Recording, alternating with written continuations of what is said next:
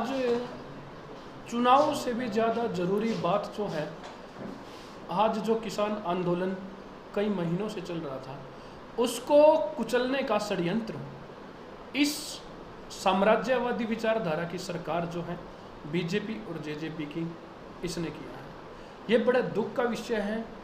एक तरफ तो मुख्यमंत्री ये कहता है कि इनको अधिकार है, डेमोक्रेसी है, ये हड़ताल कर सकते हैं, स्ट्राइक कर सकते हैं, लेकिन दूसरी तरफ वही मुख्यमंत्री दिशा निर्देश देते हैं अपने जिला उपायुक्तों को कि इनको खाली करा दो, अगर ये प्यार से नहीं मानेंगे तो हम पैरामिलिट्री बुलाएंगे, हम मिलिट्री बुलाएंगे, हम बल प्रयोग करेंगे। ये शर्मनाक विषय है। कभी भी किसी भी देश में ऐसा नहीं किया गया कि एक जो किसान लोग हैं, जो पूरे देश का पेट भरता है, उसके ऊपर इस प्रकार लाठीचार्ज किया जाए। जिस प्रकार यह आंदोलन पंजाब से चला था और हरियाणा की खट्टर सरकार ने उनका रास्ता रोका था, उनके ऊपर आंसू गैस के गोले ठोके थे, उनके ऊपर वाटर कैनन का प्रयोग किया था, बुजुर्गों के ऊपर भी लाठीचार्ज किया गया था। वो इस सरकार का कुरूप चेहरा पूरे देश की जनता ने देखा था। लेकिन अब भी ये सरकार झुकने के लिए तैयार नहीं है। अहंकार इनका इतना ज्यादा हो चुका है कि ये सरकार उनकी जान लेने पे उतारू है। 300-350 किसान भाई शहीद हो चुके हैं, उनके बारे में मुख्यमंत्री एक भी शब्द नहीं बोलते हैं। जो किसान बॉर्डर पे बैठे हैं, प्रधानमंत्री उनसे बात नहीं करते हैं, गुजरात में बात करने चले जाते हैं। मुझे समझ नहीं आता है कि ये कैसे लोग हैं, किस प्रकार के लोग हैं। संवेदनहीन सरकार है पूरे तरीके से। इस किसान आंदोलन को जिस प्रकार दिल्ली सरकार ने सहायता प्रदान की वो काबिले तारीफ है।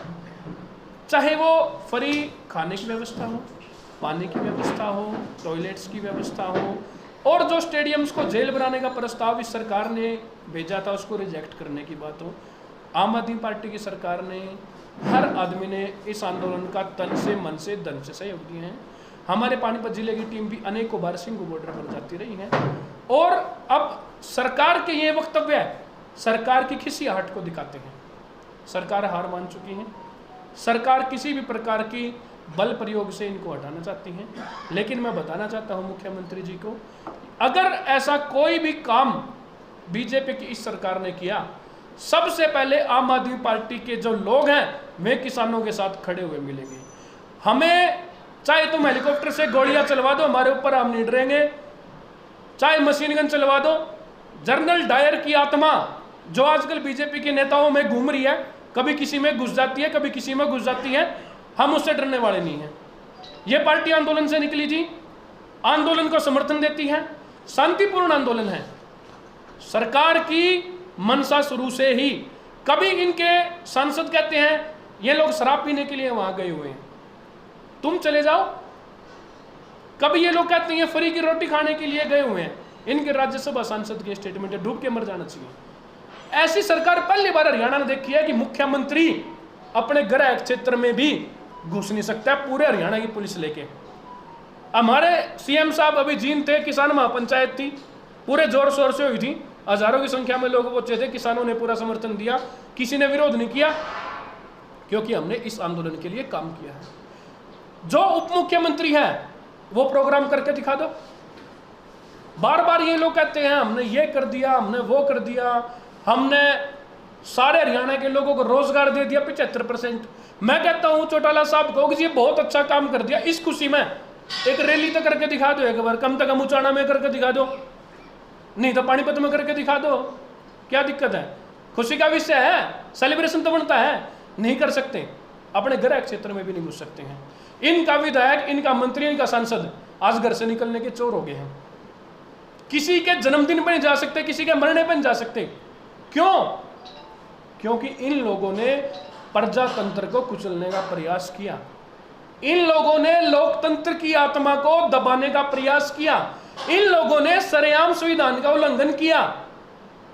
बाकी सारी पार्टियों के लोग इस आंदोलन के साथ हैं, लेकिन यह पता नहीं कैसी पार्टी है, अंग्रेजों के पिट्ठू लोग हैं जो आज सत्ता में आ गए हैं। इन लोगों ने तो भारत छोड़ो आंदोलन का विरोध किया था, वह सबूत है मेरे पास।